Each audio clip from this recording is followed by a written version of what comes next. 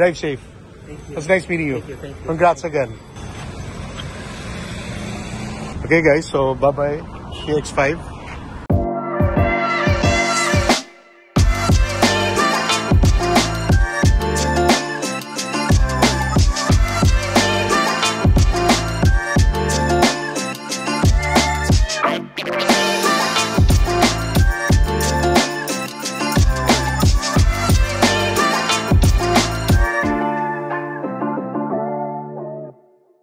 Hey guys, good afternoon. So today, I'm selling the Mazda CX-5. So Ontog is coming. His name is Ontog, I think. Sorry if I mispronounce your name. He's coming. He just went to the bank, guys. Magta-transfer siya. Kasi hindi gumana yung online transfer niya, yung bank niya. So, yun. So, he's gonna pay. So I sold the car ready to him. He checked the car, guys, a good 3 weeks ago. Meron siyang Mazda 2 na kotse. But he wanted an SUV kasi he likes Mazda. So nakita niya yung car ko, nakita niya yung mga videos, what I did with the car. The things I replaced, some on works, yung maintenance, yung mga accessories sa mix store. Yun. So he checked it again kanina. Yung mga mattings, diba? Yung mga auto fold, Apple CarPlay, the tints I replaced, the iStop disable kit, yung PPF sa interior, yung mga LED lights na pinalit ko, yung mga Bosch Europa horn. Basta marami yan, guys. So anyway, I'm just waiting for him. And yeah, I just removed the stickers kanina lang. Ang hirap tanggalin ng ibang sticker, especially yung village sticker. Ang hirap. But yeah, I removed my stuff na. And yeah, after about, 6 months of using, I bought it pre-owned, guys, if you're new to my channel. I bought the car pre-owned. And yeah, so, okay naman. I love the car. I brought it at least to Baguio already. And since I got the car, I never had problems. Of course, I did preventive maintenance and all the liquids are replaced. The tires are still new 2024, so mga 2029 to 2030 pa magpapalit ng gulong si the other buyer, the new buyer. So he's very happy with it. And of course, I think it's his first medyo big purchase coming from the Mazda 2. He was making me kwento, he has a older, almost 20-year-old Toyota Vios. And I think yung CX-5 yung papalit sa Vios, yeah. So, meron na siyang sedan na Mazda 2, meron siyang SUV na Mazda CX-5. And yun, guys, so that's this car sold. And like I said, because I sold it because I ordered a EV vehicle. Abangin nyo na lang, guys, kung anong EV vehicle yun. As you know, if you watch my channel, I've been searching for different types of EV cars. And diba, Zeekr, of course there's BYD. We're happy with our SL6 kami ni Andrea. She loves the car. She really wanted that car in stone gray, pero we ended up with white. But doesn't matter, it's still a great car. Twice na nag-Baguio kami with that car and it's been fantastic. Great ride. Pretty quick for what it is, diba? A little over 200 horsepower, a little over 300 something of torque, diba? So, okay siya. And yun nga, very fuel efficient because we use the EV mode quite a lot, especially in the city. But, like I said, okay na, sold the Mazda CX-5 and later, we're gonna say our goodbyes with the Mazda CX-5. Ganun talaga, we have to sell a car to get another car. Ganun naman yun. I don't collect cars. Whatever, you know, if I feel like I want to replace what I have now and it's a good time to replace it, I'll replace it. And yun, we ordered our EV car. It will take, I think, a month or 2. So I'll see you in a bit when he picks up the car.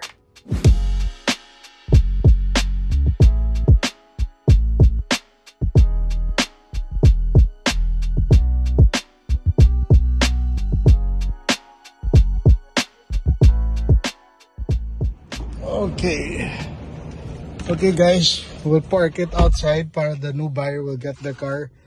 Swerte pa siya guys, oh, almost half a tank of fuel left. You know, dami pang gas, oh. Swerte naman. Okay lang yan. Diba? Ano yan? It's okay guys. Magbe-bare months na. So Christmas gift ko na yung extra gas. Mahal ang gas na yun guys, huh? Just so you know. It's expensive. But the good thing with this, at least it carries, you know, 91. Let's open the sunshade.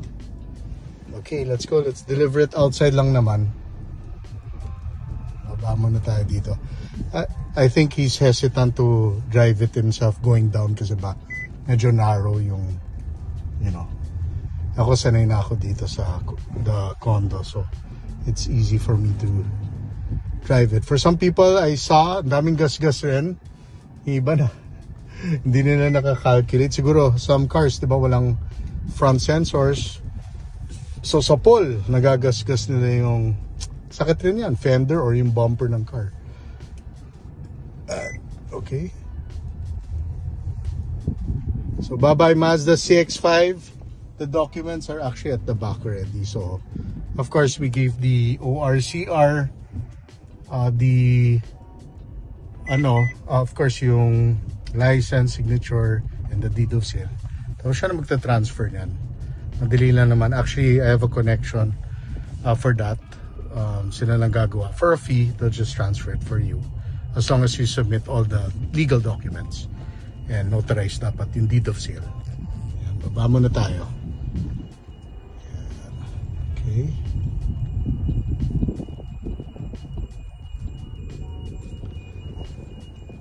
Okay. Bye CX-5. It was fun while it lasted. On to greener things. EV naman tayo. Diba? Para maka-experience naman tayo ng EV vehicle na full EV, hindi lang plug-in hybrid. Para mas kumbaga, I want to experience not having to change oil and replace engine parts, just charge lang and charge. And I want to also see the experience of having an EV, especially with this brand. Yan. So, here na tayo. Just wait for them. I think they're near na. Kasama niya yung anak niyang cute. Meron siyang Mazda CX-5 na laruan guys, maliit. Pero it's like a toy, but it's different color. Ayan siya. Ayan. There he is. Ayan. Okay. Ayan guys, so they got the car na. So, yan na. Tinagal ko na lahat ng gamit. Everything's there. Yeah, everything's good. Ready to go. Okay. Thanks, hot dog. Enjoy the car. Yes. Ano lang, needs a car wash. Yes. So, look, yan. White na siya. Stock na stock. That's a good car. I liked it. Pero na ako eh. Mag-EV na kasi ako. Ayoko na mag-gas eh. Kasi I'm also gonna sell my Audi eh. The one next to it. I'm planning to get another EV talaga. I wanna see. Different car. Oh really? Yes. From the videos. Okay. More power, more comfortable, obviously. Yung lang pala, you can recline it also. Yan, ayun. Please, the papers, everything. Just fill it up na lang. Yan, here. And then I'll ask you yung kung kanino isasend. Diba? Yeah. Again? Seth? Congratulations. Enjoy the car. Ako naman yung walang car. You had the, or kanino yun? Sa girlfriend mo yung SL6? Oh, that's what we got now. Yeah, that's her car now. A very good car, huh? I was quite hesitant maybe a year ago, but BYD has come a long way. They're very good, huh? I mean, for the price, it's kind of hard to beat. Parang matagal-tagal na rin sila eh. Oo, actually, as a brand, matagal sila. Pero dito kasi, alam mo naman tayo, we're very Toyota, Honda. Yes. Pero now they're opening up, which is good. Parang Mazda lang yun eh. Remember the first Mazda cars? When they were still with Ford? Nasira sila eh. Then now, naghiwalay, ganda na ng Mazda. And they're reliable. Consumer reports, I think they're always like top 5, top 10. Reviews. Yeah. Kumakain na. It's okay, at least you won't scratch na, no? Kasi i-protect naman siya. Okay, drive safe. Thank you. It was nice meeting you. Thank you. Congrats again. Thank you.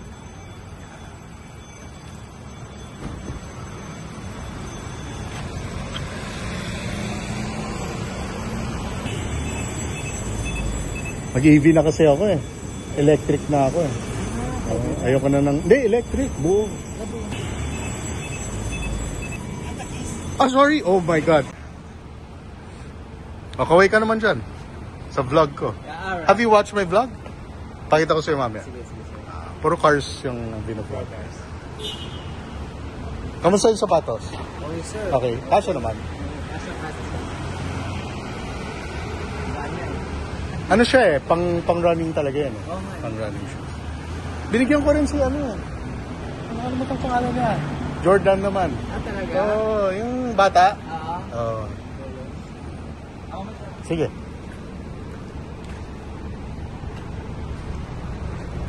Okay guys, so bye-bye CX-5. And abangan na lang yung EV car soon. Okay guys, now we sold the CX-5. Now, we're gonna play basketball muna. Kailangan natin mag-exercise bago mag-Christmas kasi pataba tayo ng pataba, guys. So, we have our trusted Audi. Okay. So, guys, that's the CX-5. And we had a lot of good memories with that car. And yeah, I've enjoyed that car. It's been a very good car. Oh, nothing, you know. Very, very good car to me. And yeah, I wish siguro that car was a plug-in hybrid or even a hybrid. Siguro I would kept it longer. But now kasi I'm really looking at cars na coding exempt and just have that battery technology, diba? The hybrid, plug-in or EV tech, which that car doesn't have kasi that's a 2018 model. Sana when the new CX-5 or CX-50 comes out, diba, magkaroon ng plug-in hybrid or hybrid version dito sa Pilipinas. Mazda really needs to sell plug-ins or hybrids. Talaga. So anyway, that's the vlog for today. I hope you enjoyed it. And to the new owner and to his son, many years to come, and just enjoy the car and just, you know, just enjoy the car. I mean, it's a great car. I put a lot of money and, you know, to replace and maintain the car, even though I only had it for a few months. Ganun talaga ako. Kasi peace of mind talaga yan eh. That's what you're putting your money into, like the brake pads, diba? The fluids, oil change, basics of filters. Of course, yung gulong, kailangan medyo bago-bago, diba? Especially on long trips. And yan, yung accessories. And nasa sayo na yun. Ako naman, I didn't go overboard, sakto lang. So anyway, I'll see you on my next vlog. Always take care and abangan nyo na lang yung EV.